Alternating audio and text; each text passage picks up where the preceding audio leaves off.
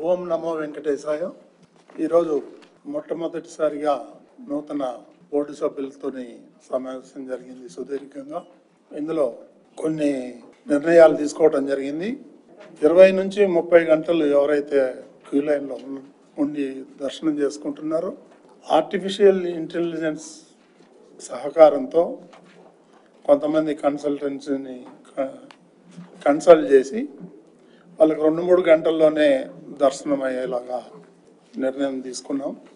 అదేవిధంగా అన్య మతస్థులు ఎవరైతే టీటీడీలో పనిచేస్తున్నారో వాళ్ళకి మొట్టమొదటిసారిగా వాళ్ళని పిలిపించి వాళ్ళతో కన్సల్ట్ చేసి వాళ్ళకి విఆర్ఎస్ అయితే విఆర్ఎస్ ఇచ్చి, లేకపోతే గవర్నమెంట్తో మాట్లాడి వాళ్ళని మున్సిపాలిటీలో కానీ రెవెన్యూలో కానీ వేరే డిపార్ట్మెంట్లో ట్రాన్స్ఫర్ చేయాలని చెప్పేసి బోర్డు నిర్ణయం తీసుకుంది. ఈ తిరుమలలో డంపింగ్ యాడ్ అయితే ఉంది. నేను మొట్టమొదటిసారి దాన్ని సందర్శించడం జరిగింది.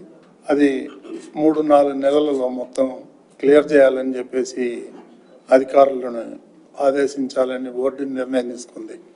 ముఖ్యమంత్రి చంద్రబాబు నాయుడు గారి హయాంలో గరుడ వారధి ఏదైతే ఉందో ఆయన స్టార్ట్ చేశారు. దాన్ని గత ప్రభుత్వం పేరు మార్చడం జరిగింది. కాబట్టి దాన్ని మళ్ళీ సేమ్ పేరు గరుడ వారధిగా నియమించాలని, పేరు పెట్టాలని చెప్పేసి నిర్ణయం తీసుకున్నాం. ఈ అలిపిరిలో ఏదైతే 20 ఎకరాలు భూమిలో టూరిజం వాళ్ళకి అలాట్ చేయడం జరిగింది అటవీ శాఖ, అక్కడ గతంలో చంద్రబాబు నాయుడు దేవలోకం అనే ఒక ప్రాజెక్టుని ప్రారంభించాలని ఒక మంచి ఆలోచనతోని వారు ప్రారంభిస్తే దాన్ని ఇప్పుడు కొన్ని చేతులు మారి ముంతాజ్ అనే హోటల్ 5 స్టార్ హోటల్ కన్స్ట్రక్షన్ కోసం ప్రయత్నాలు జరిగినాయి. అది కొండకు ఆనుకొనే ఉంది కాబట్టి అది హిందువుల యొక్క మనోభావాలు దెబ్బతింటాయి. దాన్ని మేము సుదీర్ఘంగా చర్చించాం. దాన్ని ఆ ప్రభుత్వం భూమి అయితే ఉందో దాన్ని టీటీడీకి హ్యాండ్ ఓవర్ చేయమని చెప్పేసి గవర్నమెంట్కి రిక్వెస్ట్ చేయాలని చెప్పేసి బోర్డు నిర్ణయం తీసుకుంది. అదేవిధంగా తిరుమలలో ఎవరైతే భక్తులు వస్తారో వాళ్ళు దర్శనం చేసుకొని వెళ్ళేటప్పుడు ప్రెస్ మీట్లో రాజకీయాలు మాట్లాడుతున్నారు.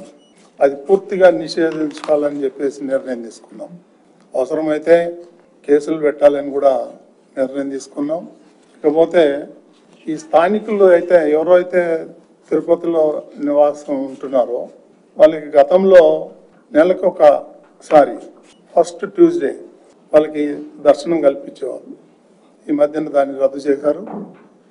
దాన్ని తిరిగి పునరుద్ధరించాలని చెప్పేసి నిర్ణయం తీసుకున్నాం. నెలలో మొదటి మంగళవారం వాళ్ళకి ఈ దర్శన భాగ్యం కల్పించాలని నిర్ణయం తీసుకున్నాం.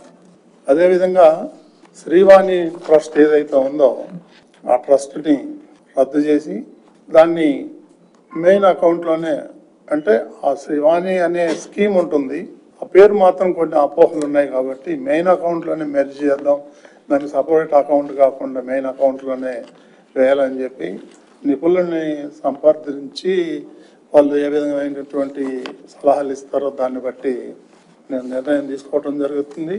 అదేవిధంగా ఈ ప్రైవేట్ బ్యాంకుల్లో ఏదైతే డిపాజిట్లు కొన్ని ఉన్నాయో మన ఆడిటర్స్ వాళ్ళతో సంప్రదించి దాన్ని గవర్నమెంట్ బ్యాంకుల్లో వేయాలని చెప్పేసి కూడా నిర్ణయం తీసుకోవటం జరిగింది.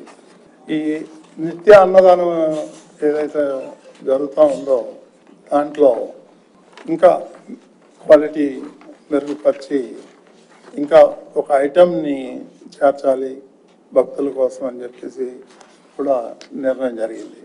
ఈ శ్రీవారి లడ్డు ప్రసాదంలో వాడేటువంటి నెయ్యి ఏదైతే ఉందో దాన్ని ఇంకా మెరుగుపరచాలని, మంచి క్వాలిటీ నెయ్యి కొనాలని బోర్డు నిర్ణయం తీసుకోవడం జరిగింది. దానికి ఒక నిపుణుల కమిటీని ఏర్పాటు చేయాలని కూడా నిర్ణయం తీసుకున్నాం. ఇంకా కొన్ని అడ్మినిస్ట్రేటివ్ పరమైనటువంటి కొన్ని ఉన్నాయి.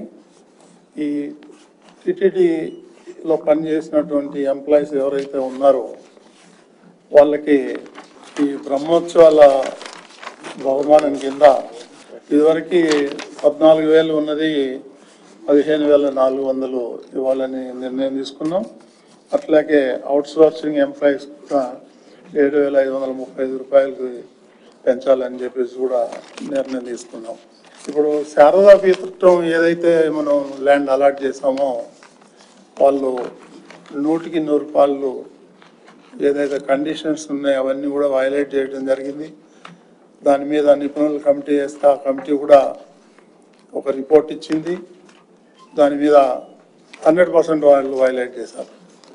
కాబట్టి దాన్ని పూర్తిగా రద్దు చేసి మళ్ళీ తిరుమలకి హ్యాండ్ అవుట్ చేసుకునే విధంగా బోర్డు తీర్మానం చేయడం జరిగింది. అదేవిధంగా ఈ టూరిజం కింద సుమారు 4,000 టికెట్లు ఇస్తున్నాము ప్రతిరోజు. అది బాగా మిస్యూజ్ అవుతుంది. దాన్ని పూర్తిగా రద్దు చేయాలని చెప్పి నిర్ణయం తీసుకున్నాం. ఇక దెర్ ఇస్ నో టూరిజం. ఇది టూరిజం సెంటర్ కాదు, ఇది పిలిగ్రిమ్ సెంటర్. మనకు అవసరం లేదు. చాలా మిస్యూజ్ జరుగుతుంది. దాని మీద మన విజిలెన్స్ వాళ్ళు కూడా ఎంక్వైరీ చేశారు. అది నిజమని తేలింది. కాబట్టి దాన్ని పూర్తిగా రద్దు చేయాలని నిర్ణయం తీసుకోవటం జరిగింది.